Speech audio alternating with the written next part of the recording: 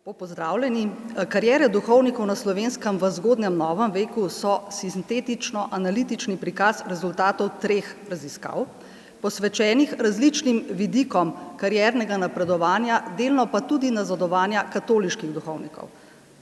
Raziskovalno skupino sestavljajo svetni, to je neredovni, duhovniki neplemiškega, torej kmečkega in meščanskega rodu, ki so delovali na slovenskem ozemlju v obdobju 3 stoletij.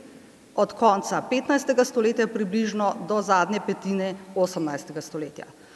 Moje raziskovanje so usmerjala 3 vprašanja. Prvič, katere pogoje je sploh moral izpolniti, kdor je hotel postati duhovnik? Drugič, kaj vse je vplivalo na to, da se je nekdo povzpel bolj ali manj visoko po hierarhični lestvici? In tretjič, ali in kako so se karierni uspehi duhovnikov kazali v njihovem življenju in samorazumevanju?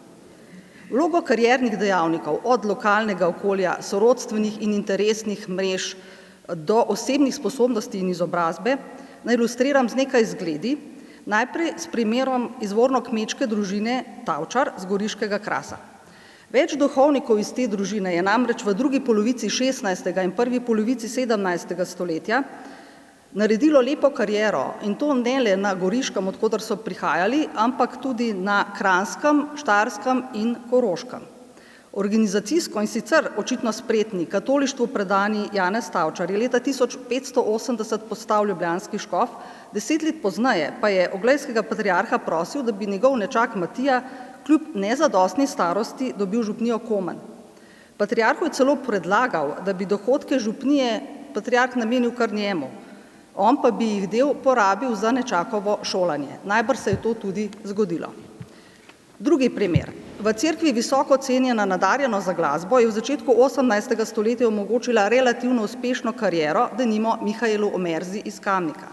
Ta je zasedel mesto vikarja v ljubljanskem stolnem kapitlu, bil nato dolgoletni župnik župnije Ig, nazadnje pa je sam ustanovil beneficij v Tomišlju. Beneficiatom, najprej spet svojim sorodnikom, je daroval hišo z dobro založeno knjižnico.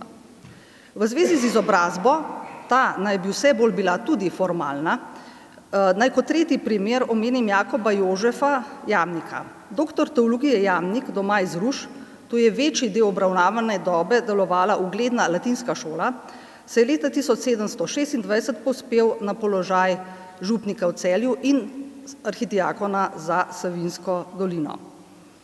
Pomembno vlogo je imelo marsikje tudi znanje več jezikov, na primer v koprski škofiji, zlasti v zaledju koprske škofije. Na drugem koncu v Prekmurju pa lahko sledimo karieri Nikolaja Barbelija, ki je očitno zaradi znanja slovenskega, madžarskega in nemškega jezika po župnikovanju v Gornjem Prekmurju napredoval na mesto kanonika v Sombotelu. Za konec še beseda o ugotovitvah, ki jih je prinesla analiza sicer skromnega, relativno skromnega vzorca duhovniških zapuščinskih inventarjev, oporok ter nagrobnih in drugih napisov. Ena glavnih ugotovitev analize je, da se karierno uspešnejši duhovniki niso vedno obdajali s prestižnejšimi predmeti in da ob smrti niso imeli nujno velikega premoženja. Ne škof, prošt ali arhidiakon, ampak župnik v Šmarju pri Jelšah, Matej Vrečar, je bil sredi 18. stoletja denimo tisti, čigar imetja je presegalo premoženja nemalo plemičev. Sam je izviral iz kmečke, sicer bolje situirane družine Kosezov. Podatki iz tega in drugega gradiva so v knjigi interpretirani seveda v kontekstu širših okoliščin.